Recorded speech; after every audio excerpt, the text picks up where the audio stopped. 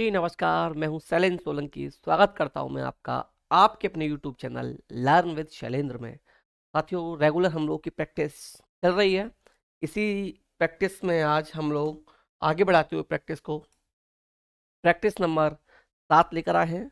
60 questions रहेंगे। जैसे हम लोग 60 क्वेश्चन लेकर आते हैं, 60 क्वेश्चन का टारगेट लगभग आज 50 मिनट में कंप्लीट करने का होगा और 50 मिनट में ही हम करेंगे, क्योंकि एक्सप्लेनेशन पर ज़्यादा ध्यान नहीं देंगे। एक्सप्लेनेशन अच्छे तरीके से कंप्लीट हिंदी ग्रामर की वीडियो मैं करा चुका हूँ। बाकी के करंट अफेयर जी के क्वेश्चंस रहेंगे। तो देर न करते हुए शुरू करते हैं हम आज का वीडियो अपने स्लोगन, अपने नारे के साथ। ये वर्दी हमारी है। किसके साथ? ये वर्दी हमारी है। इसी स्लोगन के साथ, इसी नारे के साथ हम लोग अपनी आज की वीडियो शुरू करते हैं। तो देखते हैं पहला क्वेश्चन है हमारा, कारक का अर्थ क्या है। आज आज के क्वेश्चन इसमें 2-3 टॉपिक हैं, वो मैंने शामिल किए हैं, उनसे रहने वाले हैं। तो कारक का अर्थ क्या है? पहला ऑप्शन संबंध, दूसरा संक्षेप, तीसरा विस्तार, चौथा इनमें से कोई नहीं। तो साथियों, जिन लोगों ने मेरा कंप्लीट वीडियो नहीं देखा, वहां मैंने हिंदी ग्रामर का एक एक टॉपिक अच्छे से एक्सप्लेन किया है। हर चीज की आपको परिभाषा कराई गई है, उदाहरण देके आपको समझाया गया है। तो वहां मैंने अच्छे से बताया था कि कारक का जो अर्थ होता है साथियों, ये होता है संबंध। कारक का क्या अर्थ होता है? कारक का अर्थ होता है संबंध। क्या होता है? संबंध। दूसरा क्वेश्चन हम लोग देखते हैं। दूसरा क्वेश्चन है हमारा, कारक के कितने प्रकार होते हैं? कारक के कितने प्रकार होते हैं? कारक के प्रकार पूछे गए हैं यहाँ पर। पहला ऑप्शन 50, दूसरा ऑप्शन 5, तीसरा ऑप्शन 8 और चौथा ऑप्शन 7। तो साथियों, मैंने आप लोगों को जब जब ग्रामर में जब मैं पढ़ा रहा था, तो वहां मैंने आपको अच्छे से बताया था कि कारक के साथियों 8 प्रकार होते हैं। कितने होते हैं? कारक के 8 प्रकार होते हैं। कितने प्रकार हो जाएंगे हमारे कारक के? 8 प्रकार हो जाएंगे। अब फटाफट आप कमेंट में लिखिए वो 8 प्रकार मैंने कौन से बताए थे। जल्दी से लिख दीजिए आप लोग। नेक्स्ट क्वेश्चन 3, चारपाई पर चारपाई पर दादाजी बैठे हैं। चारपाई पर दादाजी बैठे हैं। चारपाई शब्द किस कारक में है? चारपाई शब्द किस कारक में है? कर्ता कारक, करण कारक, अधकड़ कारक या संबंध कारक? या संबंध कारक आपको बताना है। चारपाई पर दादाजी बैठे हैं, तो चारपाई शब्द किस कारक में है? चारपाई शब्द किस कारक में है? कर्ता कारक, करण कारक, अधकड़ कारक या संबंध कारक? तो बताइए जल्दी, क्या हो जाएगा ऑप्शन? जाइए। चारपाई पर अधिकरण में पर, अधिकरण में पर क्या बताया था? अधिकरण में पर, मैं नहीं है बट क्या है? पर आया है। अधिकरण में पर, तो क्या हो गया? अधिकरण। क्या हो जाएगा इसके लिए करेक्ट आंसर? अधिकरण हो जाएगा। क्या हो जाएगा? अधिकरण हो जाएगा। क्वेश्चन नंबर 4, मगरमच्छ पानी में रहता है। मगरमच्छ पानी में रहता है, में कौन सा कारक चिन्ह का प्रयोग हुआ है? मगरमच्छ पानी में रहता है। मगरमच्छ पानी में रहता है। जल्दी जाइए, कारक पढ़िए, कारक पढ़िए, कर्ता नहीं कर्म को पूरा पढ़ डाली लास्ट तक। क्या निकल के आया? अधिकरण में पर। अधिकरण में पर, पानी में, अधिकरण में क्या आ गया? अधिकरण में। ऑप्शन सी अधिकरण में आंसर हो जाएगा।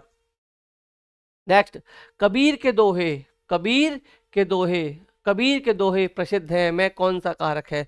कबीर के दोहे प्रसिद्ध है में कौन सा कारक है? कबीर के दोहे प्रसिद्ध है में कौन सा कारक है? पहला संबंध, दूसरा अधिकरण, तीसरा कर्ता, चौथा इनमें से कोई नहीं। तो सबसे पहले कोई नहीं को होल्ड करते हैं हम लोग। आते हैं कर्ता ने। कर्ता ने आया है? नहीं है। अधिकरण में पर नहीं है। संबंध का की के आ गया। का की के राधी दे क्या आ गया? का की के। तो कौन सा हो जाएगा? संबंध। कौन सा हो जाएगा? संबंध कारक इसमें आपका हो जाएगा। कौन सा हो जाएगा? संबंध कारक आपका करेक्ट आंसर हो जाएगा। क्वेश्चन नंबर 6, वह मकान छोड़कर चला गया। वह मकान छोड़कर चला गया, कौन सा कारक होगा? करण कारक या अपादान या कर्ता या इनमें से कोई नहीं। वह मकान छोड़कर चला गया, क्या बताया था, अलगाव हो गया, दूर चला जाए, हिमालय से गंगा निकलती है, पेड़ से पत्ता गिरता है, राम विद्यालय से घर जाता है, अलगाव हो रहा है, अलगाव। सेम यहाँ पर क्या हो रहा है, मकान छोड़ कर चला गया, मकान छोड़ कर चला गया। अब जब अलगाव हो, अलगाव हो, अलग हो रहा हो, तो क्या बताया था मैंने, अपादान कारक होता है। इसके बेस्ट एग्जाम्पल भी दिए थे जो एग्जाम में ज्यादातर पूछे जाते हैं। हिमालय से गंगा निकलती है, हिमालय से गंगा निकलती है, पेड़ से पत्ता गिरता है। तो इस टाइप के एग्जाम्पल में जब अलगाव हो, दूर जा रहे हो, तो क्या होता है, अपादान कारक होता है। यहाँ क्या हो रहा है, वह मकान छोड़कर चला गया है, इसलिए यहाँ पर भी अपादान कारक होगा। अगला क्वेश्चन, के लिए किस कारक का चिन्ह है, के लिए किस कारक का चिन्ह है, के लिए किस कारक का चिन्ह है, कर्म का, संप्रदान का, कर्ता का या अपादान का, किसका, कर्म का, संप्रदान का, कर्ता का या अपादान का। तो कर्ता ने कर्म को अपादान से, संप्रदान को के लिए, संप्रदान को के लिए, संप्रदान को के लिए, संप्रदान को के लिए क्या हो जाएगा, संप्रदान कारक, क्या हो जाएगा, संप्रदान कारक का हमारा यहाँ पर करेक्ट आंसर हो जाएगा। अगला क्वेश्चन 8 नंबर का क्वेश्चन देखते हैं हम, क्वेश्चन 8। हे प्रभु मेरी रक्षा पूरी करो, हे प्रभु मेरी इच्छा पूरी करो, हे प्रभु मेरी इच्छा पूरी करो। और मेरी इच्छा क्या है कि मुझे वर्दी दिला दो, यानी कि आप कह रहे हो हे प्रभु मेरी इच्छा पूरी करो, और आपकी इच्छा क्या है इस समय पर, आपको चाहिए वर्दी, क्या चाहिए, वर्दी चाहिए। तो मेरा स्लोगन एक बार बोलिए सभी, ये वर्दी हमारी है, ये वर्दी हमारी है। हे प्रभु, हे प्रभु में क्या हो गया, मेरी इच्छा पूरी करो। इस टाइप का मैंने बताया था, कभी भी आ जाए तो कभी भी क्या करना है, संबोधन। कौन सा हो गया, संबोधन। और संबोधन में याद रखना मैंने बताया था एक्सक्लेमेटरी या फिर खूंटा बिंदी या विस्मयादि बोधक, कोई भी आपको एक साइन देख लेना है, कोई भी एक साइन आपको देख लेना है, ये याद रखना। नेक्स्ट, मनोज पेन से लिखता है, मनोज पेन से लिखता है, कर्ता, कर्म कारक या करण कारक या अपादान कारक। तो से दो में आता है, से किस किस में आता है, आपका दो में आता है, किस में आता है, दो में आता है, किस में आता है, दो में आ जाता है। कौन कौन से में आ जाता है, करण में आ जाता है, करण से। और यहाँ भी अपादान में आ जाता है, अपादान से दो में आता है। लेकिन मैंने क्या बताया था, क्या दोनों में मैंने अंतर बताया था, यहाँ किसी चीज के साथ कोई काम हो रहा हो, यहाँ जुड़ाव होगा और यहाँ अलगाव होगा, यहाँ अलगाव होगा और यहाँ जुड़ाव होगा, जुड़ाव होगा, क्या होगा, जुड़ाव होगा। तो साथियों क्या कर रहा है वो, पेन से लिख रहा है, पेन से किसी चीज से कोई काम करने के लिए यहाँ क्या है, जुड़ाव हो रहा है एक तरीके से। तो यहाँ पर क्या हो जाएगा, करण कारक हमारा आंसर हो जाएगा, क्या हो जाएगा, करण कारक हमारा करेक्ट आंसर हो जाएगा। मनोज पेन से पत्र लिखता है, करण कारक हो जाएगा। अलगाव होता तो यहाँ पर अपादान कारक हो जाता। क्वेश्चन नंबर 10, कर्ता की विभक्ति क्या है, कर्ता की विभक्ति क्या है, यहाँ पर ने, ते, के द्वारा, के लिए। तो क्या होती है कर्ता की विभक्ति, कर्ता ने, यहाँ करण से, ये क्या हो जाएगी, संप्रदान को के लिए, संप्रदान, ये क्या हो जाएंगी, इनकी विभक्ति हो जाएंगी, की विभक्ति हो जाएंगी। करण से के द्वारा, करण की ये भी हो जाएगी, करण से के द्वारा, ये भी करण की हो जाएगी, ध्यान रखना, करण से के द्वारा। अगले देखेंगे हम लोग 11, जिन शब्दों में संयुक्त वर्णों का प्रयोग होता है क्या कहलाते हैं, जिन शब्दों में संयुक्त वर्णों का प्रयोग होता है क्या कहलाते हैं, क्या कहलाते हैं। तो साथियों मैंने जब मैं आपको तत्सम तद्भव करा रहा था, मैंने आपको वहां 5-6 ट्रिक लिखाई थी, उन ट्रिक को अगर आपको याद कर लोगे तो जिंदगी में तत्सम और तद्भव आप गलत नहीं कर पाओगे। तो संयुक्त वर्ण कौन कौन से होते हैं आपके, छ,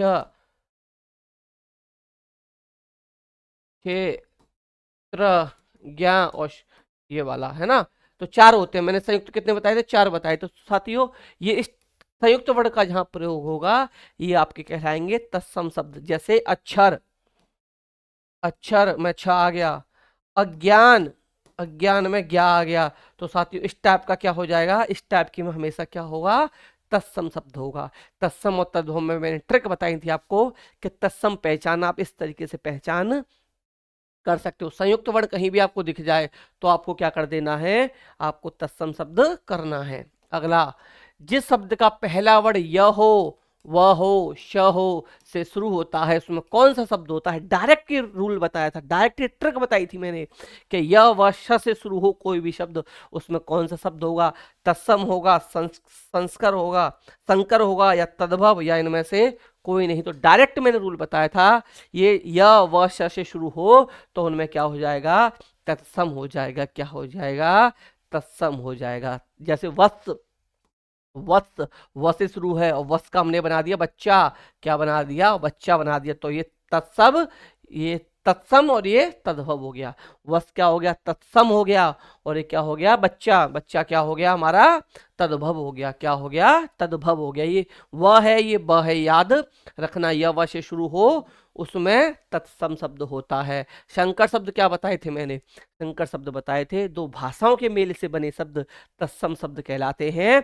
जैसा उदाहरण भी मैंने कई दिए थे, उसका एक उदाहरण ले लीजिए, टिकट घर। क्या ले लीजिए आप, टिकट घर। तो टिकट घर साथियों दो साथियों से मिलकर, दो शब्दों से मिलकर बना है, जिसमें टिकट शब्द जो हो जाएगा ये अंग्रेजी का हो जाएगा,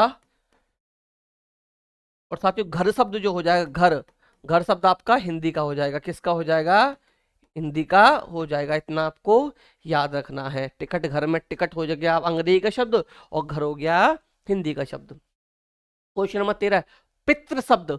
पितृ शब्द कैसा है, पितृ शब्द कैसा है, तत्सम है, संकर है, तद्भव है, इनमें से कोई नहीं।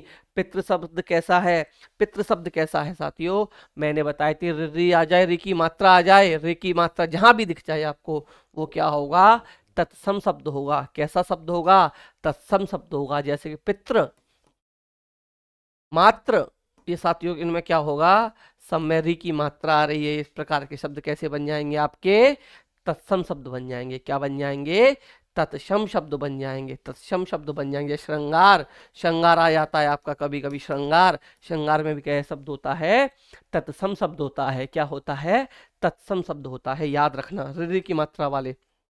बहु, बहु शब्द कैसा है, बहु शब्द कैसा है, बहु शब्द तत्सम है, या संकर है, या तद्भव है, या इनमें से कोई नहीं, या इनमें से कोई नहीं। याद करो, ट्रिक पर जाओ। ट्रिक क्या कह रही थी कि वह हो और ब हो, तो वह जहां होगा ये तत्सम होगा। क्या होगा, तत्सम होगा, और ये तद्भव होगा। ये क्या होगा, तद्भव होगा। तो क्या है यहाँ पर, ब है, ब, ना कि व। ब जहां होगा वहां कैसा शब्द होगा, कैसा होगा, द होगा। जैसे कि वर्षा, वर्षा हो गया आपका तत्सम, वर्षा हो गया तत्सम, और बरसात, बरसात, बरसात शब्द हो गया आपका तद्भव। वह क्या, वर्षा क्या हो गया आपका तत्सम, और बरसात क्या हो गया आपका, ये हो जाएगा आपका तद्भव। जैसे कि एक और एग्जांपल ले लिए, वत्स, वत्स, वत्स लिया हमने, व से शुरू है, व से शुरू है तो क्या होगा, तत्सम होगा, और वही हम बच्चा कर दें तो क्या हो जाएगा, जब बच्चा कर दिया तो साथियों तद्भव बन जाएगा। क्या बन जाएगा, तद्भव बन जाएगा। व आ जाए तत्सम होगा, और ब हो जाए वही तद्भव हो जाएगा। इतना याद रखना।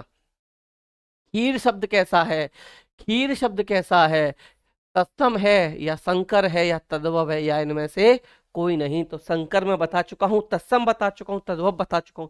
तो साथियों खीर जो है आपका ये तद्भव शब्द हो जाएगा। कैसा हो जाएगा, तद्भव। और इसका साथियों तत्सम जो होता है वो होता है क्षीर। क्या होता है, क्षीर होता है साथियों। इतना याद रखना, इतना आपको याद रखना है। कितना याद रखना है, ये क्या होता है आपका, ये होता है आपका तत्सम, और खीर जब आ गया तो वो बन गया तद्भव। क्या बन गया, तद्भव बन गया। इतना याद रखना है आप लोगों को। क्वेश्चन नंबर 16 है, निम्न में से तत्सम शब्द कौन सा है, निम्न में से तत्सम शब्द कौन सा है। बारात, हाथी, वर्ष नहीं वर्षा है, ये वर्षा। क्या है, वर्षा। और इनमें से कोई नहीं, इनमें से कोई नहीं, इनमें से कोई नहीं साथियों। तो देखिए, बारात ब से शुरू है, हाथी, हमारा ये भी कैसा होता है, तद्भव होता है। वर्ष वर्ष से शुरू होता है, वर्ष से जहां शुरू होगा वो शब्द तत्सम होगा। ये ट्रिक यहाँ पर भी लग रही है। दर्शन, दर्शन शब्द का तद्भव है। दर्शन शब्द का क्या पूछा गया है यहाँ पर, तद्भव पूछा गया है। दर्शन या दर्शन इस प्रकार लिखा जाएगा, दर्शन इस प्रकार लिखा जाएगा, या इनमें से कोई नहीं हो जाएगा। तो साथियों दर्शन का जब भी पूछा जाए और उसका क्या पूछा, ये हो गया तत्सम। ये कैसा लिखा है, तत्सम है, क्योंकि श का श हो जाता है, ये भी मैंने ट्रिक बताई थी, श का स हो जाता है, इस श का क्या बन जाता है, ये स बन जाता है। ये हो गया आपका तत्सम, तो ये हो गया तद्भव। ये क्या हो गया आपका, तद्भव हो गया। और आपसे क्या पूछा गया है, दर्शन का तद्भव पूछा गया है, तो ए करेक्ट आंसर हमारा हो जाएगा। क्या हो जाएगा, ए हमारा करेक्ट आंसर हो जाएगा। नेक्स्ट देखेंगे हम लोग। नेक्स्ट साथियों हमारा अगला क्वेश्चन है, एक मिनट रुकिए बस।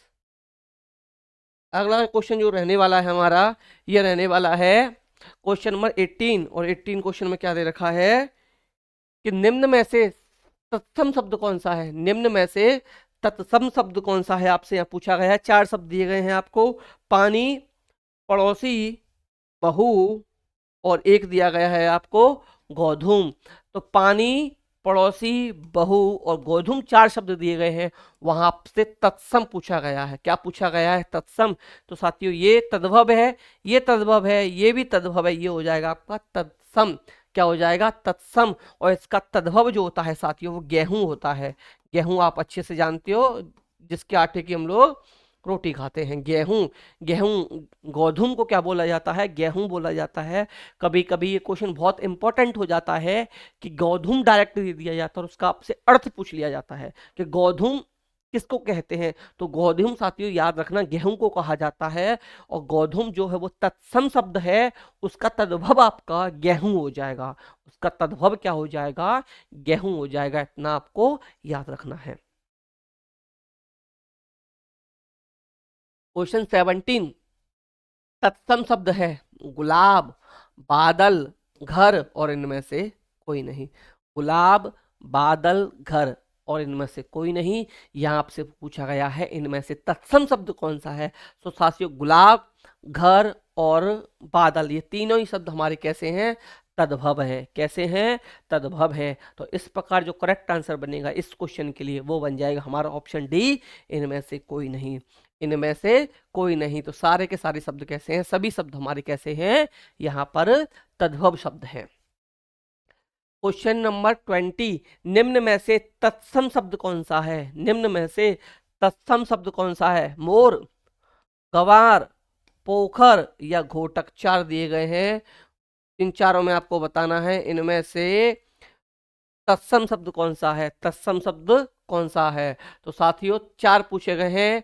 मोर आप अच्छे से जानते हो, मोर का मयूर होता है। और साथियों यहाँ पर जो तत्सम हो जाएगा ये हो जाएगा घोटक। तत्सम शब्द क्या हो जाएगा, घोटक यहाँ पर हो जाएगा। घोटक जो कहा जाता है साथियों वो कहा जाता है घोड़े को। तो घोटक मीन्स होता है घोड़ा। घोटक मीन्स क्या होता है, घोड़ा होता है। घोटक मीन्स घोड़ा होता है। अर्थ पूछ लिया जाए कि घोटक मीन्स क्या है, घोड़ा। और घोटक जो है ये हमारा तत्सम शब्द है, इसका तद्भव जो बनेगा वो घोड़ा बनेगा।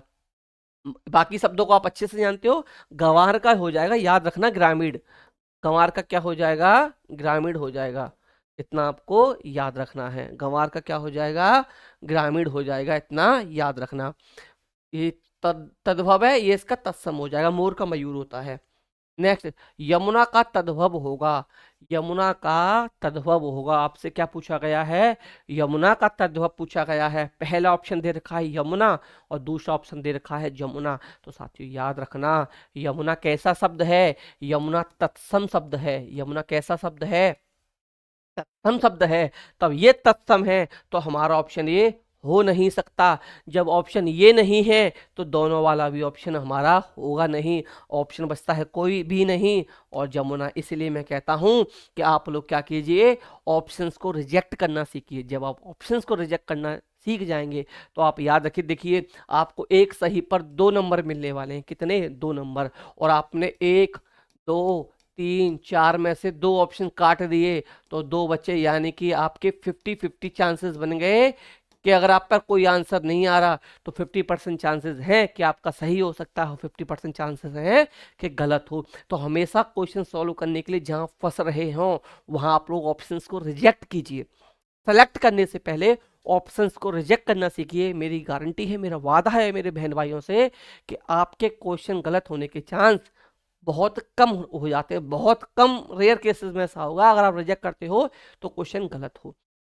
इसलिए जब भी क्वेश्चन सॉल्व करो तो रिजेक्ट पॉलिसी याद करो कि ये हो नहीं सकता, ये हो नहीं सकता। इस तरीके से आप सॉल्व करके चलिए, डेफिनेटली आप लोग देखेंगे कि आप बहुत अच्छा स्कोर करके आ रहे हो। तो साथियों, यमुना जो होता है वो तद्भव शब्द होता है। यमुना का तत्सब तद्भव जो बनेगा ये आपका यमुना हो जाएगा। निम्न में से ऊष्म व्यंजन कौन सा है? निम्न में से ऊष्म व्यंजन कौन सा है? श या ल या र या य। तो साथियों, चारों शब्दों की बात करें तो यह जो होता है ये होता है आपका अंतःस्थ।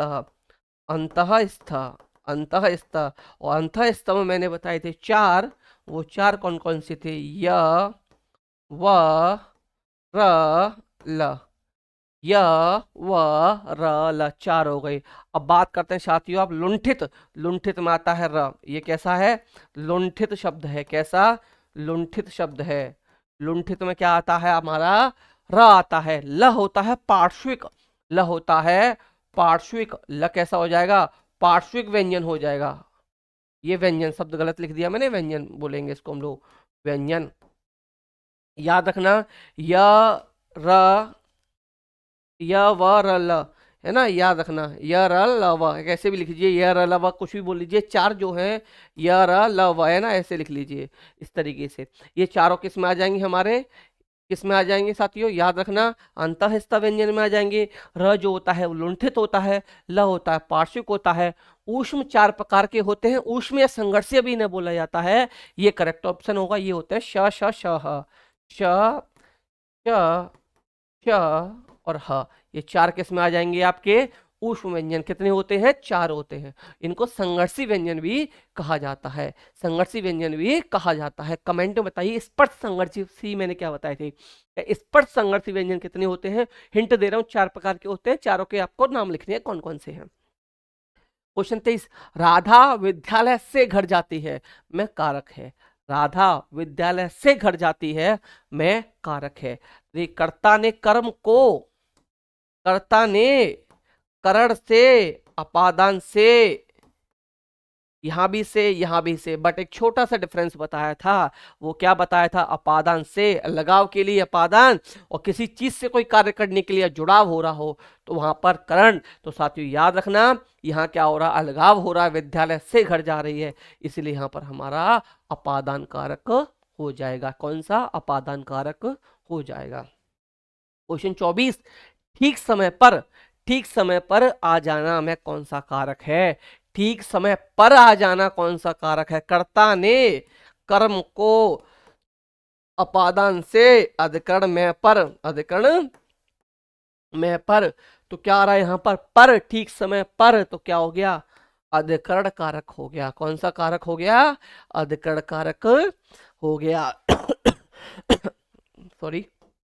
क्वेश्चन 25, संयुक्त व्यंजन कितने प्रकार के होते हैं? संयुक्त व्यंजन कितने प्रकार के होते हैं? 2, 3, 4 या 7। 2, 3, 4 या 7। क्या पूछा गया है? संयुक्त व्यंजन। संयुक्त व्यंजन साथियों मैंने आपको कितने प्रकार बताए? 4 प्रकार बताए। कौन कौन से बताए? ए, त्र, ज्ञ और श्र। ये क्या? ये 4 प्रकार मैंने आपको क्या बताए? इसके बताए। किसके बताए? 4 प्रकार मैंने आपको संयुक्त व्यंजन के बताए थे। संयुक्त व्यंजन के 4 प्रकार आपको याद रखने हैं। निम्न में से अल्प प्राण व्यंजन कौन सा है? निम्न में से अल्प प्राण व्यंजन कौन सा है? हम देखते हैं, च, छ, ख, इनमें से कोई नहीं। तो आप देख रहे होंगे ये सारे के सारे साथियों कैसे हैं? स्पर्श व्यंजन है। कैसे हैं? स्पर्श व्यंजन है। और स्पर्श व्यंजन मैंने आपको बताए थे कि स्पर्श व्यंजन जो होते हैं ये होते हैं आपके 25। कितने होते हैं? 25 आपके स्पर्श व्यंजन होते हैं। कितने होते हैं? 25 स्पर्श व्यंजन बताए थे मैंने आपको टोटल। और 25 को याद करने ट्रिक बताई थी, क च ट त प वर्ग आप याद कर लीजिए, क च ट त प याद कर लीजिए, और उनके 5-5 पढ़ते चलिए, आपको 25 स्पर्श व्यंजन याद हो जाएंगे।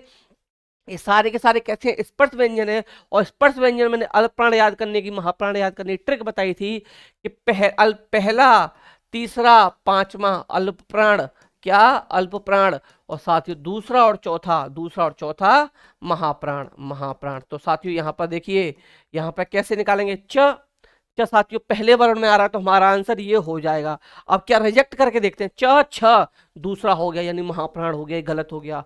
क पहला, ख दूसरा, क वर्ग का दूसरा वर्ड क्या है, क ख है, तो ख भी गलत हो गया। और जब ये दोनों गलत, सही आंसर च मिल गया तो ये भी गलत हो गया, च हमारा करेक्ट आंसर हो गया। क क्या हो गया, हमारा करेक्ट आंसर हो गया। अगला question, question number 27।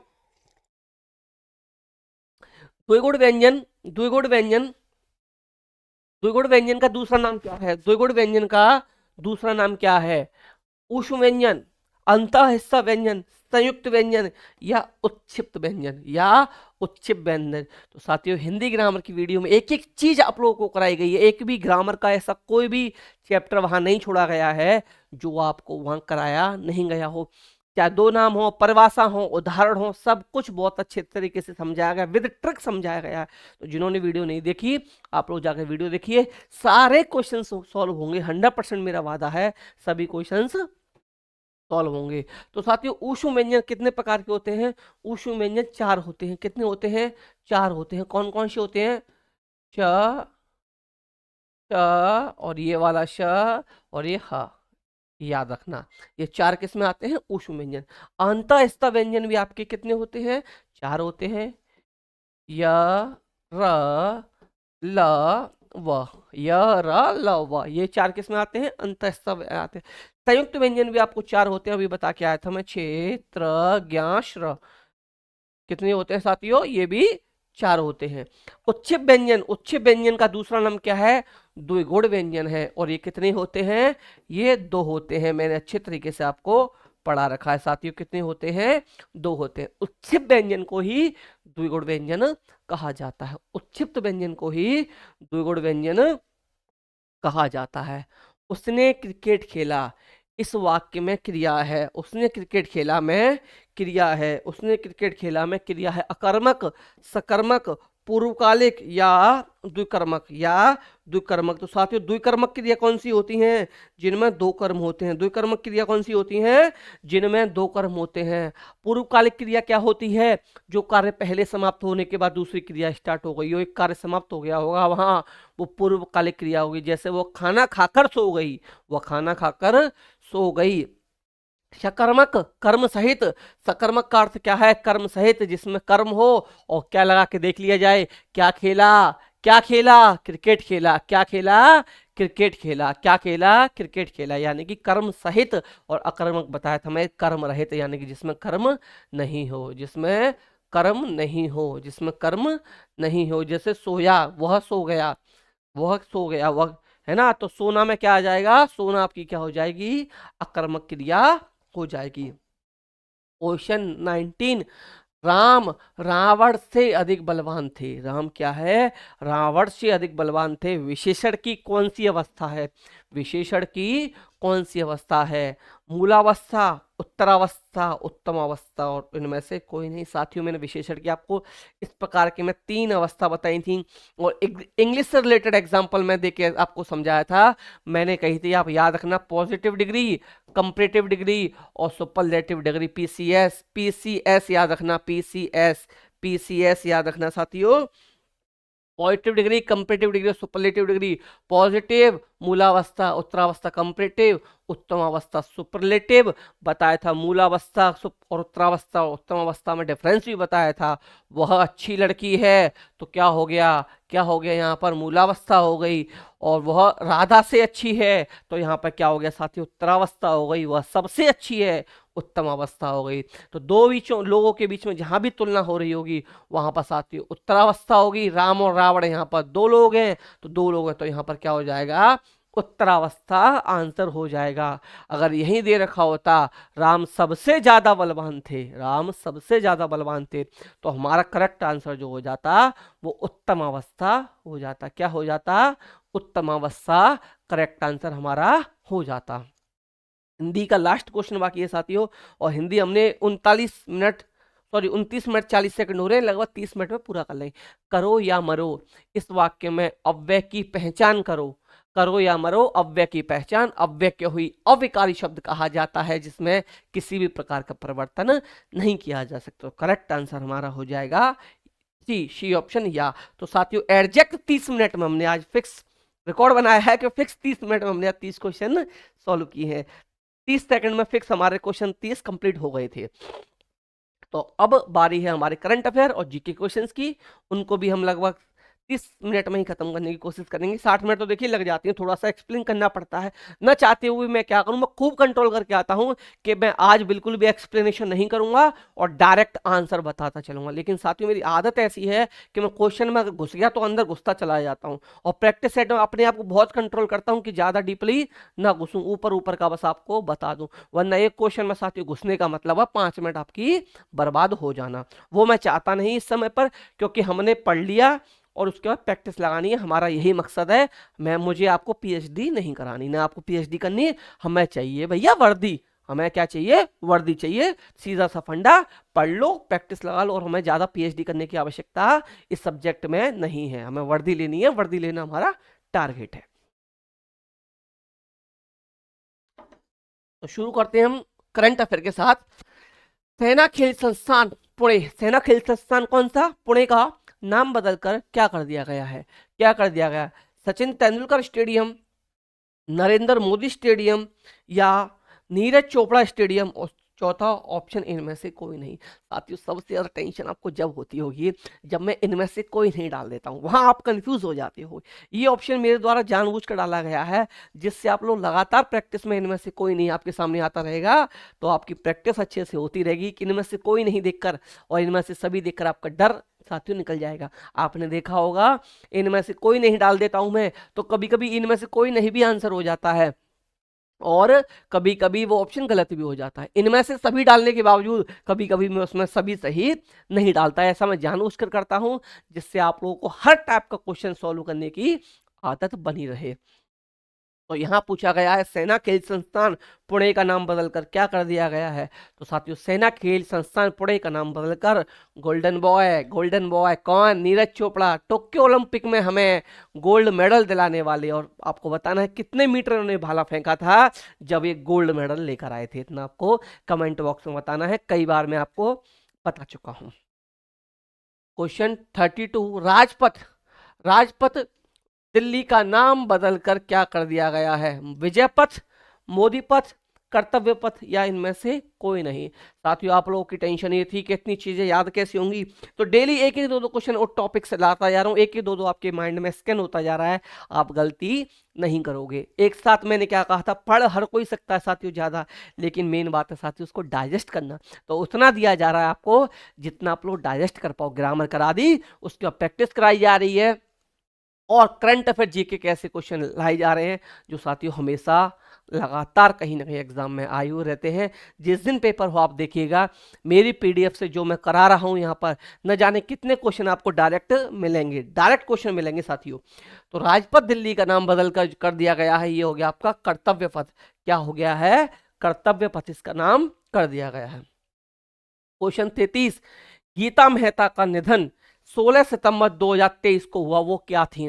Gita Mehta का निधन कब हुआ? ये बात याद रखना कि 16 सितंबर 2023 को हुआ।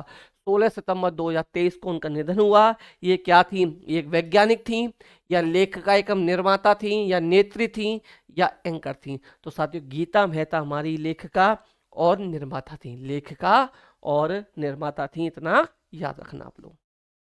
क्वेश्चन 34, अंतरिक्ष सहयोग को नई ऊंचाइयों पर ले जाने के लिए किन दो देशों के बीच समझौता हुआ? अंतरिक्ष सहयोग को नई ऊंचाइयों पर ले जाने के लिए किन दो देशों के बीच में समझौता हुआ? तो साथियों option 4, Bharat Japan, Bharat Nepal, Bharat America और न्यूजीलैंड, भारत न्यूजीलैंड भारत।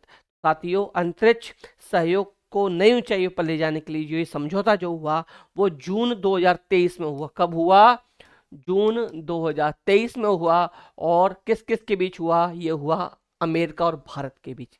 भारत और अमेरिका के बीच ये समझौता जून 2023 में हुआ, इतना आपको याद रखना है। अगले क्वेश्चन की तरफ बढ़ते हैं। 27वां मालाबार 2023 सैन्य अभ्यास कहाँ आयोजित हुआ?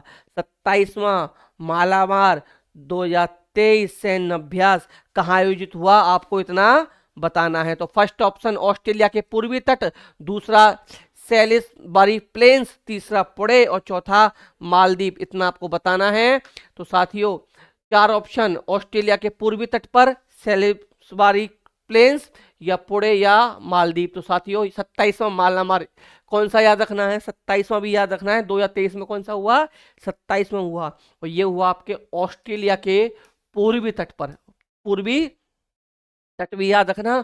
और ये होता है आपका क्वाड देशों के बीच में। किसमें? क्वाड देशों के बीच में। क्वाड देश कौन कौन से हैं के बीच? क्वाड देशों के बीच। अब बताना क्वाड देश कौन कौन से, आपको इतना बताना है। और अगर सेना पूछ ली जाए कौन सी सेनाओं के बीच हुआ, तो थल सेना। कौन सी सेना? थल सेना भी आपको याद रखना है। कौन सी सेनाओं के बीच हुआ? थल सेना के बीच हुआ। कौन सा? 27वां मालाबार सैन्य अभ्यास कहाँ हुआ? ऑस्ट्रेलिया के पूर्वी तट पर हुआ, इतना याद रखिएगा। क्वेश्चन नंबर 36, 12वां एक्यूवेरिन 2023 सैन्य अभ्यास कहाँ हुआ? सैन्य अभ्यास कहाँ हुआ? केरल, सेलिसबरी प्लेन्स, पुणे और चौबटिया। पुणे और चौबटिया, ये चार ऑप्शन आपको यहाँ पर दिए गए हैं कि ये कहाँ पर हुआ। तो साथियों 12वां एक्यूवेरिन 2023 सैन्य अभ्यास जो हुआ, ये हुआ आपका चौबटिया। कहाँ हुआ? चौबटिया। और चौबटिया कहाँ पर है? चौबटिया आपकी उत्तराखंड में है। कहाँ पर? उत्तराखंड में, इतना याद रखना। ये है उत्तराखंड। देश पूछे तो भारत, राज्य पूछेगा उत्तराखंड, स्पेशल जगह पूछ ले तो चौबटिया। नेक्स्ट देख, नहीं इसमें एक चीज याद रखिए, ये किस में होता है? ये थल सेनाओं के बीच होता है। थल सेना किसमें? थल सेना में। और थल सेना कौन कौन से देशों की? भारत और मालदीव। ये भी तो पूछ सकता है किन दो देशों के बीच होता है, क्वेश्चन कैसे भी पूछ सकता है। तो भारत और मालदीव के बीच में होता है, इतना याद रखिएगा। भारत मालदीव के बीच की थल सेनाओं के बीच में हमारा ये होता है, इतना आपको याद रखना है। साथियों एक टॉपिक में डेली ऐसा लेता हूं जो इंपॉर्टेंट होता है, उस पूरे टॉपिक की मैं आपको सारी चीजें बता देता हूं, जिससे आपको प्रॉब्लम ना है, एक साथ हजम नहीं कर पाओगे, तो एक एक हजम कर सकते हो। आज का topic goods and service tax. Goods and service tax, इतना याद रखिएगा। जीएसटी की फुल फॉर्म, जीएसटी की फुल फॉर्म पूछ ले आपसे तो गुड्स एंड सर्विस टैक्स, इतना याद रखना है। दूसरा, जीएसटी दिवस कब मनाया जाता है? 1 जुलाई को मनाया जाता है। कब मनाया जाता है जीएसटी दिवस? पूछ ले, 1 जुलाई को मनाया जाता है। जीएसटी की full form goods and service tax, किस हिंदी में नाम? वस्तु एवं सेवा कर, इससे ज्यादा नहीं पूछेगा। जीएसटी की full form goods and service tax 1 जुलाई को मनाया जाता है। जीएसटी कब लागू हुआ भारत में? 1 जुलाई 2017 को लागू हुआ। भारत में कब लागू हुआ? 1 जुलाई 2017 को लागू हुआ। जीएसटी पंजीकरण जो है उसमें टोटल 15 डिजिट हैं। जीएसटी पंजीकरण में टोटल कितने डिजिट हैं? 15 डिजिट हैं। और ये किस संविधान संशोधन के तहत हुआ? तो 101वां संविधान के तहत आपका क्या हुआ? जीएसटी लागू हुआ। दोबारा सुनिए, GST stands for goods and service tax, वस्तु एवं सेवा कर हिंदी में बोलते हैं। 1 जुलाई 2017 को लागू हुआ। 1 जुलाई जीएसटी डे मनाया जाता है। 101वां संविधान दिवस था। जीएसटी जो नंबर होता है उसमें 15 डिजिट होते हैं। इससे ज्यादा आपसे कुछ भी जीएसटी के बारे में नहीं पूछेगा, ये मेरा वादा है आपसे। 1 मिनट, एक ऐसा टॉपिक कंप्लीट जहां से क्वेश्चन आने के चांसेस बहुत ज्यादा रहेंगे। नेक्स्ट, ऑपरेशन दोस्त। देखिए 2-3 क्वेश्चन मैं ऐसे लेके आता ही हूं आप लोगों के लिए जानबूझकर कि क्या पता क्वेश्चन बन जाए यहां से। ऑपरेशन दोस्त भारत सरकार द्वारा क्या किया था? भारत सरकार द्वारा साथियों चलाया गया था। किसकी? भूकंप, जो वहां तुर्की भूकंप और तुर्की और सीरिया में जो भूकंप आया था साथियों, इससे प्रभावितों की मदद के लिए वायुसेना का C-17 ग्लोबल मास्टर विमान लगाया गया था, इतना आपको याद रखना। ऑपरेशन दोस्त भारत सरकार द्वारा चलाया गया, किसके? कि तुर्की और सीरिया की मदद के लिए। कौन कौन से देशों की मदद के लिए? तुर्की और सीरिया की देशों की मदद के लिए चलाया गया था। और यहाँ पर जहाज का नाम पूछ ले तो वायुसेना का C-17 ग्लोबल मास्टर था। कौन सा? C-17 ग्लोबल मास्टर विमान लगाया गया था, इतना याद रखना। Next, operation Garud. Operation Garud साथियों सीबीआई ने चलाया है। ऑपरेशन गरुड़ सीबीआई ने चलाया है ड्रग नेटवर्क को खत्म करने के लिए। ऑपरेशन गरुड़ किसने चलाया है? सीबीआई ने चलाया है। मैं साथियों प्रैक्टिस सेट में सीबीआई के निर्देशक बताए थे कौन है, तो आपको कमेंट बताना है सीबीआई के निर्देशक कौन है। तो किसमें बताया था? ये क्या किया है? सीबीआई ने चलाया है ड्रग नेटवर्क को खत्म करने के लिए। किसको? ड्रग नेटवर्क को खत्म करने के लिए। Next, operation Ganga. Operation Ganga साथियों भारत सरकार द्वारा युद्धग्रस्त यूक्रेन में फंसे भारतीय नागरिकों और छात्रों को भारत लाने के लिए चलाया गया। ऑपरेशन गंगा युद्ध में जो यूक्रेन में फंसे हुए भारतीय थे और वहां छात्र जो फंसे हुए थे उनको लाने के लिए कौन सा चलाया गया? ऑपरेशन गंगा चलाया गया, इतना याद रखिएगा। 3 मैंने आपको बताए। ऑपरेशन दोस्त जो तुर्की में और सीरिया में भूकंप जो आया था उसकी मदद के लिए वायुसेना का C-17 ग्लो मास्टर विमान लगाया गया। दूसरा, ऑपरेशन गरुड़ साथियों सीबीआई ने चलाया था ड्रग के नेटवर्क को खत्म करने के लिए। ऑपरेशन गंगा साथियों जो युद्ध के दौरान भारतीय और छात्र जो फंसे हुए थे यूक्रेन में उन्हें वापस लाने के लिए ऑपरेशन गंगा चलाया गया। तीनों आपको याद रखने हैं। नेक्स्ट हो जाएगा हमारा वैश्विक ऊर्जा सूचकांक 2023। वैश्विक ऊर्जा सूचकांक 2023 में शीर्ष स्थान किस देश का है? में शीर्ष स्थान किस देश का है? स्वीडन, अमेरिका, चीन या भारत? तो पहला स्थान साथियों जो हो जाएगा ये हो जाएगा आपका स्वीडन का। अगर पहला पूछेगा तो स्वीडन, इसके बाद पूछेगा तो भारत का स्थान 67। टोटल कंट्री साथियों 120। टोटल कितने देश? 120। भारत का स्थान 67वां, पहला स्थान स्वीडन। क्या? वैश्विक ऊर्जा संक्रमण सूचकांक 2023, पहला स्थान स्वीडन का, भारत का स्थान 67th, total country 120। Next, Henley passport index 2023 में भारत का स्थान कौन सा है? भारत का स्थान कौन सा है? सॉरी, पहला स्थान सिंगापुर, अमेरिका, चीन, भारत। 4 ऑप्शन यहाँ पर दिए गए हैं, 4 ऑप्शन दिए गए हैं। हेनले पासपोर्ट इंडेक्स जारी करता हेनले, तो इसके अकॉर्डिंग साथियों पहले नंबर पर आता है आपका सिंगापुर। कौन सा? सिंगापुर हो जाएगा। भारत का स्थान पूछा जाए, भारत का स्थान है साथियों 80वां। कौन सा? 80वां। टोटल कंट्री पूछ लिए जाए 193। टोटल देश पूछ लिए जाए 193। वहीं 2022 की बात की जाए, 2022 में भारत का जो स्थान था ये था साथियों 85वां। कौन सा? 85वां स्थान भारत का था। कब? 2023 में। कब? 2022 में, सॉरी 2022 की रिपोर्ट के अनुसार 85वां था। यानी 5 स्थान हम लोग मजबूती के साथ बढ़कर कहाँ आ चुके हैं? 80वें स्थान पर आ चुके हैं। हेनले पासपोर्ट इंडेक्स 2023 के अकॉर्डिंग पहला सिंगापुर, भारत का स्थान 80वां। इससे पहले भारत की रैंक क्या थी? 85 थी और टोटल देश 193। इतना आपको याद रखिएगा। अगला क्वेश्चन, बेंगलुरु में साथियों क्या है? WCCF में शामिल होने वाला पहला शहर बन गया है। तो WCCS की फुल फॉर्म कभी पूछ ले तो मैंने हिंट के लिए ये भी डाल दिया, वर्ल्ड सिटीज कल्चर फोरम। ये साथियों मैंने यहाँ पर इसकी हिंट भी डाल दिया कि WCCF की आपकी फुल फॉर्म पूछ ले तो ये भी डाल देना। और इसमें शामिल होने वाला भारत का पहला शहर कौन सा बन गया है? ये आपका बेंगलुरु बन गया है। कौन सा बन गया है? बेंगलुरु बन गया है। दूसरा साथियों आपका असम ने मानव हाथी संघर्ष की बढ़ती समस्या के समाधान के लिए गजह कोथा अभियान शुरू किया है। गजह कोथा अभियान पूछ लिया जाए कहाँ शुरू किया है साथियों, तो ये अभियान जो शुरू हुआ है ये ऐसे पूछा जाएगा कि कहाँ शुरू हुआ है, तो असम में शुरू हुआ है। या ये कह दिया जाएगा कि हाथी और मानव की संघर्ष की बढ़ती समस्याओं के लिए असम ने कौन सा अभियान शुरू किया है, तो याद रखना आपको गजह कोथा याद रखना है। या ये दे दे किस राज्य ने गजह कोथा अभियान चलाया है मानव और हाथी के संघर्ष की बढ़ती समस्याओं के लिए, तो वहां पर आप असम याद रखिएगा। दोनों तरीके से क्वेश्चन आपसे पूछा जा सकता है, इसलिए ये क्वेश्चन स्टेटमेंट टाइप में मैंने बना दिए हैं। अगले क्वेश्चन की तरफ बढ़ते हैं हम लोग। क्वेश्चन नंबर 45, भाला फेंक दिवस। भाला फेंक दिवस कब मनाया जाता है? 7 अगस्त, 29 अगस्त, 29 जुलाई या 9 जनवरी। चार ऑप्शन दिए गए हैं, पूछा गया है भाला फेंक दिवस कब मनाया जाता है। तो साथियों बिना टाइम वेस्ट किए वो भाला फेंक दिवस 7 अगस्त को मनाया जाता है। उसे किसके नाम पर साथियों? नीरज चोपड़ा के नाम पर। किस पर? नीरज चोपड़ा। गोल्डन वॉइस समय पर ये नाम छाया हुआ है इंडिया में, याद रखना। 29 अगस्त, 29 अगस्त क्या होता है साथियों? राष्ट्रीय खेल दिवस होता है हमारा, राष्ट्रीय खेल दिवस। किसके नाम पर मनाया जाता है? मेजर ध्यानचंद के नाम पर। मेजर ध्यानचंद, याद रखना। किसके नाम पर? मेजर ध्यानचंद के नाम पर, याद रखना। अगला है साथी 29 जुलाई, क्या होता है? टाइगर डे होता है। मैंने बताया था क्या होता है? टाइगर डे होता है। और मैंने बताया था 29 जुलाई को रिपोर्ट आई है किसकी?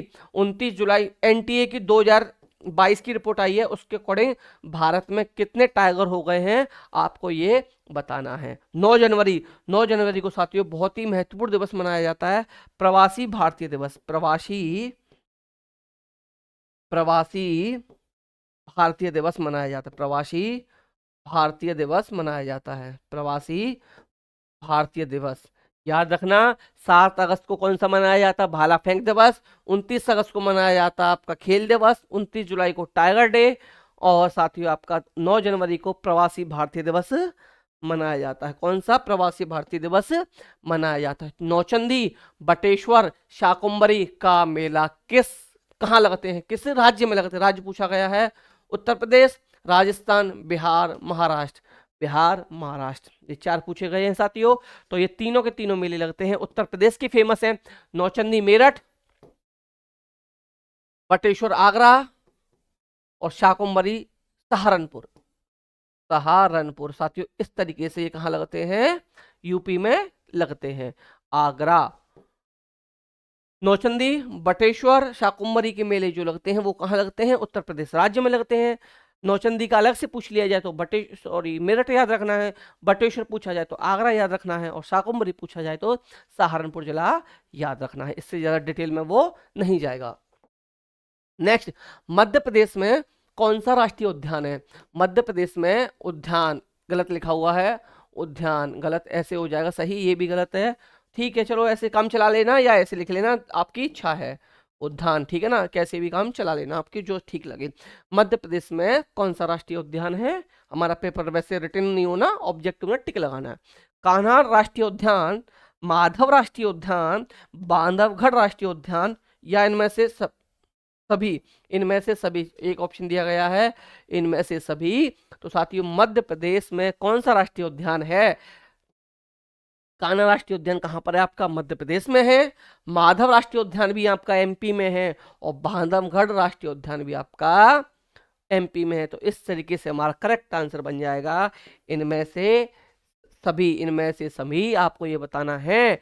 मध्य प्रदेश में इस समय पर किसकी सरकार बनी है? बीजेपी की सरकार बनी है। किसकी? बीजेपी की। और इससे पहले भी किसकी सरकार थी? बीजेपी की थी। तो पहले मुख्यमंत्री कौन थे इससे पहले? मामा थे, जगत मामा शिवराज सिंह चौहान। कौन थे? शिवराज सिंह चौहान। शिवराज सिंह चौहान थे, जगत मामा क्या थे? मुख्यमंत्री थे। अब किसको मुख्यमंत्री यानी सीएम बनाया गया है? ये आपको कमेंट में बताना है। क्या बताना है?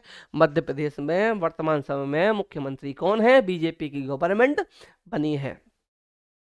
नेक्स्ट, उत्तराखंड में कौन सा राष्ट्रीय उद्यान है? उद्यान चाहो तो ऐसे लिख सकते हो, पहले क्वेश्चन में भी बताया था। जिम कॉर्बेट, नंदा देवी, राजा जी, इनमें से सभी।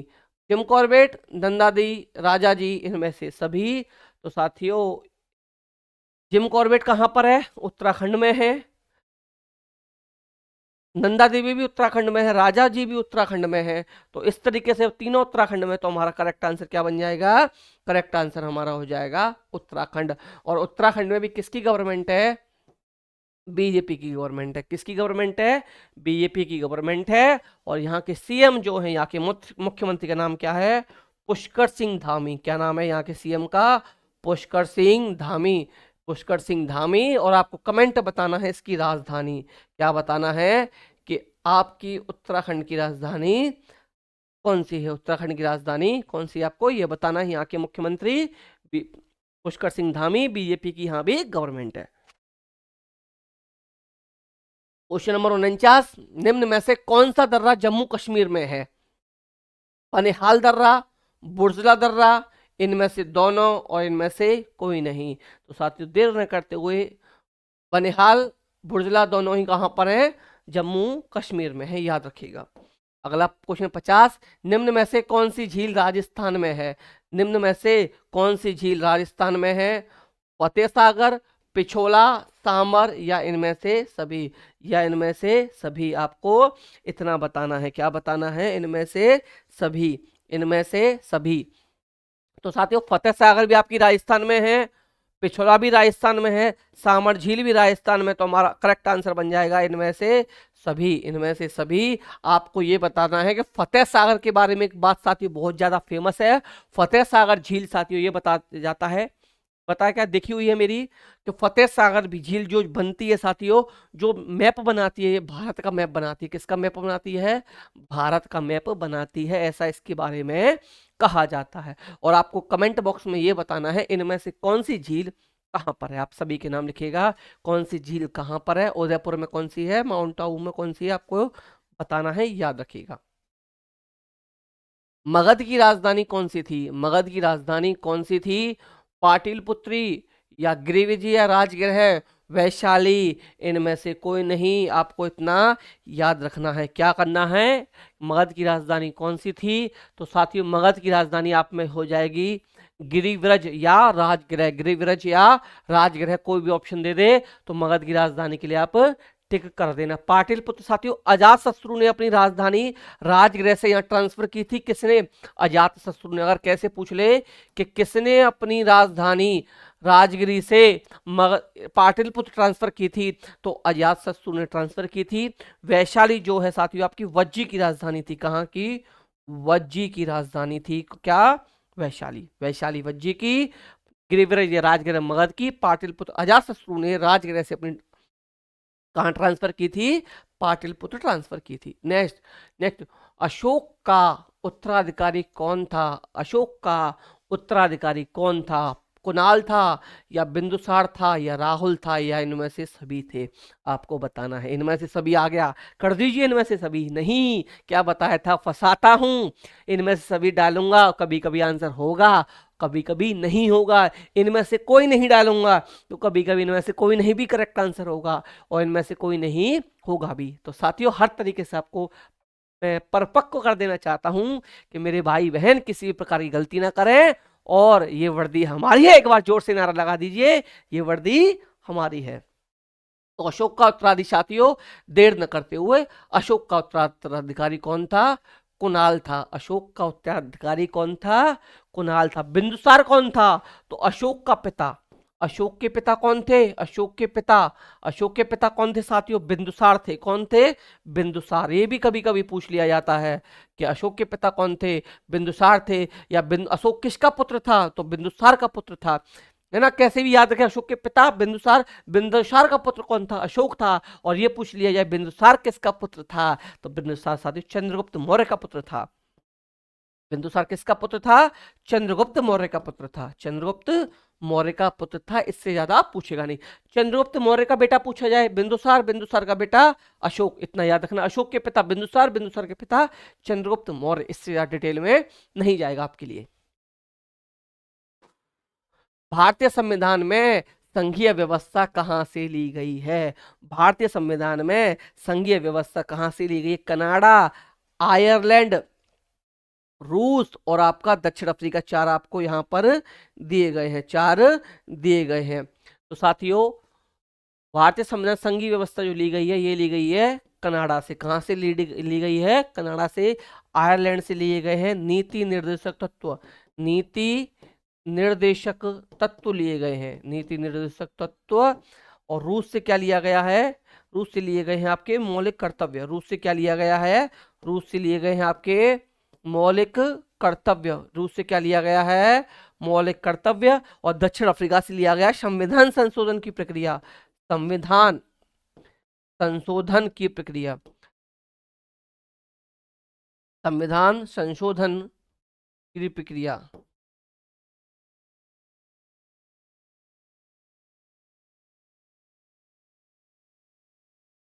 देखिए, भारतीय संविधान में संघीय व्यवस्था, कनाडा से, आयरलैंड से नीति निर्देशक तत्व, रूस से मौलिक कर्तव्य और दक्षिण अफ्रीका से संविधान संशोधन की प्रक्रिया ली गई है। अगला क्वेश्चन, संघ की संघ की कार्यपालिका शक्ति निहित है किसमें? प्रधानमंत्री में, मंत्रिपरिषद में, संसद में और राष्ट्रपति में। किसमें निहित है?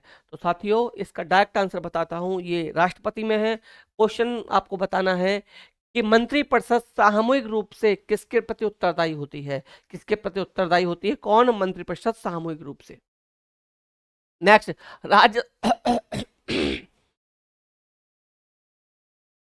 राज्यसभा में सीटों की अधिकतम संख्या कितनी हो सकती है? राज्यसभा में सीटों की अधिकतम संख्या कितनी हो सकती है? 245, 545, 250, 80। 250 या 80। तो साथियों, राज्यसभा में जो अधिकतम संख्या हो सकती है, ये हो सकती है 250। वर्तमान में 245 है वर्तमान में राज्यसभा सीट। राज्यसभा सीट कितनी है? 245 है। अधिकतम 250 हो सकती है। 545 क्या है? वर्तमान में लोकसभा सीट। वर्तमान में लोकसभा सीट। कमेंट में बताना ये अधिकतम कितनी हो सकती हैं, ये अधिकतम कितनी हो सकती हैं, आपको ये बताना है। और साथियों, 80 क्या है? यूपी में लोकसभा सीट। यूपी में लोकसभा की सीट है और जो कि सबसे ज्यादा है। कहां? लोकसभा सीट। पूरी इंडिया में सबसे ज्यादा लोकसभा सीट पूछी है साथियों, उत्तर प्रदेश में है। और उत्तर प्रदेश में कितनी है? 80 है।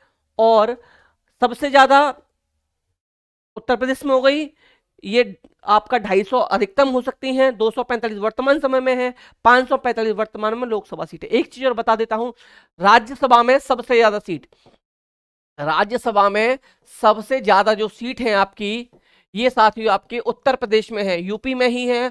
और अगर ये पूछ ले कि उत्तर प्रदेश में कितनी राज्यसभा सीटें हैं, तो 31 है। कितनी है? 31 सीट उत्तर प्रदेश की राज्यसभा में है। लोकसभा की सीट 80 है। और राज्यसभा की बात करें, लोकसभा की बात करें, दोनों में ही सबसे ज्यादा उत्तर प्रदेश में है। और अगर ये पूछ लिया जाए कि विधानसभा की सबसे ज्यादा सीट कहाँ है, ये भी आपकी उत्तर प्रदेश में ही है सबसे ज्यादा। 245 राज्यसभा में वर्तमान समय में सीटों की संख्या है, मैक्सिमम 250 हो सकती है। 545 वर्तमान समय में लोकसभा सीटों की संख्या है। 80 हमारा हो गया यूपी में लोकसभा सीट। पूरे क्वेश्चन का पोस्टमार्टम। ज्यादा डीपली मत ले जाया करो यार, लाइव नहीं है, वरना कमेंट करवा दिया करो, रुक जाओ, टाइम वेस्ट होता है ऐसे ना। भारत के कितने राज्य समुद्री किनारे पर हैं? टाइम ना वेस्ट करते हुए, 9 राज्य भारत के समुद्री किनारे पर हैं। अगला क्वेश्चन, भारत तथा चीन के बीच सीमा बनाने वाली रेखा का क्या नाम है? रेखा का नाम, रेखा कौन सी रेखा? रेडक्लिफ, मैकमोहन, डूरंड या इनमें से कोई नहीं? इनमें से कोई नहीं। किसके बीच पूछी गई है? भारत और चीन के बीच पूछी गई है। तो भारत और चीन के बीच हो जाएगी मैकमोहन। रेडक्लिफ है आपकी भारत और पाक के बीच, भारत पाक के बीच। और आपकी पूछिए डूरंड, डूरंड है पाक और अफगान के बीच, पाक अफगान के बीच, पाक और अफगान के बीच। आपको इतना याद रखना है। भारत चीन के बीच मैकमोहन, डूरंड भारत अफगान के बीच, रेड क्लिफ भारत पाक के बीच। कमेंट में ये बताइएगा रेड क्लिफ लाइन खींचने वाले व्यक्ति कौन से अंग्रेज थे, उनका पूरा नाम क्या था, कब खींची गई थी? ठीक है ना। नेक्स्ट 58 क्वेश्चन, सबसे छोटी स्थलीय सीमा भारत की किस देश के साथ है? सबसे छोटी स्थलीय सीमा भारत की किस देश के साथ है? आपसे ये पूछा गया है, किस देश के साथ है? बांग्लादेश के साथ, नेपाल के साथ, अफगानिस्तान के साथ या भूटान के साथ? तो साथियों, यहां पूछी गई है स्थलीय सीमा। कौन सी सीमा? याद रखिएगा, स्थलीय सीमा। कौन सी? स्थलीय सीमा हो जाएगी हमारी भूटान के साथ। स्थलीय सीमा क्या हो जाएगी? ये हो जाएगी आपकी भूटान के साथ। किसके साथ? भूटान के साथ हो जाएगी। इतना आप लोग याद रखिएगा। और भूटान के साथ जो स्थलीय सीमा है हमारी, ये है 699 किलोमीटर। कितनी? 699 किलोमीटर। भूटान के साथ स्थलीय सीमा कितनी है? 699 किलोमीटर। वहीं अंतरराष्ट्रीय सीमा की बात की जाए, क्वेश्चन को घुमा रहा हूं, अंतरराष्ट्रीय सीमा सबसे कम यहां लिख देता हूं, चलिए, अंतरराष्ट्रीय सीमा, सीमा सबसे कम, सबसे कम, और वो भी कितनी, 106 किलोमीटर, 106 किलोमीटर। अगर स्थलीय सीमा की बात की जाए तो स्थलीय सीमा साथियों आपकी भूटान के साथ 699 किलोमीटर, और अंतरराष्ट्रीय सीमा की बात की जाए तो सबसे कम अफगानिस्तान के साथ 106 किलोमीटर। वहीं सबसे ज्यादा की बात की जाए साथियों तो सबसे ज्यादा होती है बांग्लादेश के साथ, और बांग्लादेश के साथ होती है साथियों सबसे बड़ी अंतरराष्ट्रीय सीमा, सबसे सबसे अंतरराष्ट्रीय सीमा सबसे कम, अंतरराष्ट्रीय सीमा सबसे ज्यादा या सबसे बड़ी, अंतरराष्ट्रीय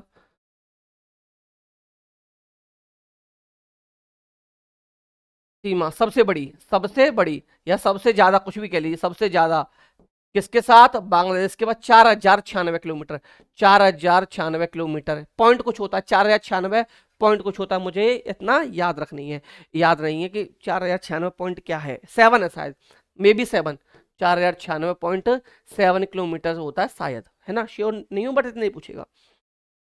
नेक्स्ट, भारत की कौन सी पर्वत श्रेणी नवीनतम है, भारत की कौन सी पर्वत श्रेणी नवीनतम है, सह्याद्री, अरावली, हिमालय या सतपुड़ा, कौन सी साथियों इनमें से नवीनतम है, नवीनतम पूछी गई है, नवीनतम हो जाएगी हिमालय। हो सकता है क्वेश्चन घुमा दे, तो सबसे पुरानी भी याद रखना है, सबसे पुरानी कौन सी है, आपकी अरावली है, क्या है, अरावली सबसे पुरानी पर्वत श्रृंखला है भारत की। तो एक क्वेश्चन से आप लोग देख रहे होंगे साथियों, 2 से 3 क्वेश्चन हम लोग तैयार कर रहे हैं। लास्ट क्वेश्चन, किस हिमालय चोटी को सागर माथा कहते हैं, किस हिमालय चोटी को सागर माथा कहते हैं, इतना आपको बताना है, इतना आपको बताना है कि किसको सागर माथा कहते हैं, किसको सागर माथा कहते हैं, नंगा पर्वत, माउंट एवरेस्ट, कंचनगंगा, कंचनगंगा, इतना याद रखना। सो साथियों सागर माता कहा जाता है आपकी माउंट एवरेस्ट को, किसको कहा जाता है, माउंट एवरेस्ट को, और विश्व की सबसे ऊंची चोटी है 4848, 8848.86 किलोमीटर ये ऊंची है। अगर बात की जाए कि भारत की सबसे ऊंची, तो भारत की सबसे ऊंची, भारत की सबसे ऊंची ये है, इतना आपको याद रखना है, भारत की सबसे ऊंची कौन सी है, कंचनजंगा है, इतना आपको याद रखना है, इतना क्या करना है, आपको याद रखना है। इस तरीके से साथियों हमारे आज का प्रैक्टिस सेट होता है कंप्लीट, आज का प्रैक्टिस सेट क्या होता है हमारा, कंप्लीट होता है। और ये पूछ लिया कितनी है, तो 8586 kilometre, 8586 metre, metre, metre, sorry kilometre नहीं, मीटर है ये भी मीटर और ये भी मीटर, 8586 मीटर। इस तरीके से साथियों आज भी हमारा प्रैक्टिस सेट लगभग 1 घंटा 2 मिनट में कंप्लीट हो गया, 1 घंटा टारगेट था, 2-3 मिनट तो हो ही जाते हैं, है ना। तो साथियों आई होप आपको सेशन पसंद आया होगा, प्रैक्टिस सेट पसंद आया होगा। अगर आपको प्रैक्टिस सेट पसंद आए तो आपको क्या करना है, वीडियो को लाइक और शेयर करना है और प्यारा सा कमेंट करना है, जिससे थोड़ा सा मेरा हौसला और भी ज़्यादा बढ़ जाए, आप लोगों के लिए ऐसे ही अच्छे क्वेश्चंस मैं लाता रहूं जो डायरेक्ट आपको एग्जाम में देखने के लिए मिल जाए। तो साथियों मिलते हैं नेक्स्ट वीडियो में, तब तक हंसते रहिए, मुस्कुराते रहिए, आपको लेनी जॉब, तो जॉब के लिए आप पढ़ते भी रहिए। मिलेंगे नेक्स्ट वीडियो में, तब तक के लिए थैंक यू, नमस्कार, जय हिंद।